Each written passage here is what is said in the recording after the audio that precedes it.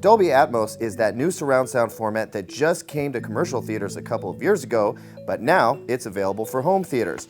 Whereas 5.1 and 7.1 sort of circle around you, Atmos is like a dome that just completely envelops you. It works great in the big theaters, but how's it gonna work at home? Well, the at-home solution can be pulled off in one of two ways. You either put speakers in your ceiling, or you aim speakers up at the ceiling from below so the sound will bounce down towards you. When I first heard about this, I was skeptical about that latter approach, but Pioneer's chief speaker designer Andrew Jones told me bouncing off the ceiling is better. So that's the key. It's not an add-on, it is integrated in. And I got involved in doing an enabled system because of what I heard when Dolby showed it to me. I preferred the sound of the enabled. And it's interesting since that time, as more and more film mixers have been exposed to the enabled type approach. They prefer the enabled sound. Because in the theatrical release and in a theatre, the speakers are way above you. In a home, they're not. If there's physical speakers in the ceiling, it's 7.5 to 8 foot typically. It's a bit too close.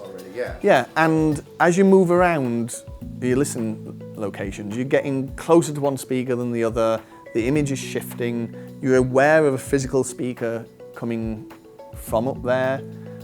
With the bounced signal from the enabled, this appears upside down, 6 feet above the ceiling. So the source that you're aware of that's giving you the encoding information to give height is 6 foot above an 8 foot ceiling. And it doesn't change as you move around. So the sound field does, I think, become more immersive, more continuous. Maybe not quite as discrete, but the real fun aspect of Atmos is this immersion in the sound field. Of course, it's important to remember that you really need a flat ceiling for this to work properly. If you've got vaulted ceilings, irregular angles, or an unfinished basement with exposed joists, this reflection method isn't going to work so well. So with this reflected approach in mind, Jones set about developing a set of high-performance Atmos-enabled speakers. And when he did, he spotted an opportunity to bring a different kind of driver to the mix. When I got the specs of what the drive unit needs to do to meet the Atmos-enabled process to give this sound field, there's a directivity spec in there. And yes, it's met by a full range driver, but it's perfectly met by a concentric driver. And when I looked at what Dolby had done and potentially other people would be doing with an enabled system, Dolby don't control what they do for this forward firing set of drivers. They only control what we do with the top driver. So no matter what exotic technology you might have there, you probably can't use it on top because it won't meet the Dolby requirements. You see, these speakers don't have separate tweeters or mid-range drivers. The two are bundled into one unit, where the mid-range driver acts as a sort of waveguide for the tweeter. The advantage is that the source of the mid-range and the treble is in exactly the same place.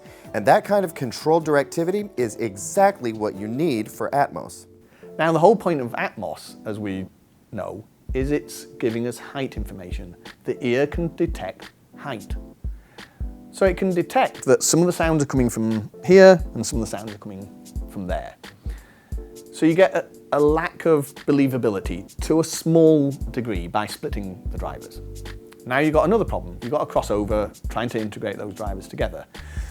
And you have to pick a design axis or a listening axis where both integrate together. But as soon as you stand up or sit down, you're no longer on that optimum axis. You're a different distance from the tweeter. If you stand up, you're closer to the tweeter than you are. Right out of the sweet spot. You've moved out of the sweet spot and you've got phase interference between them. So now the response starts to wiggle, whether up, down. Even worse for a center channel because you now put that on its side. So your listening locations vary tremendously and those wiggles come in. Then the third factor is directivity. All sound sources radiate equally around at low frequencies, but as you go up in frequency, they start to focus, just like a focusing flashlight. Wide beam converts to narrow beam. How do we fix this? It seemed ideal for Atmos, because it's not a full range driver. It is a true two-way with the inherent benefits that gives. But it means now I can employ exactly the same driver for the front as for the top. And think about it.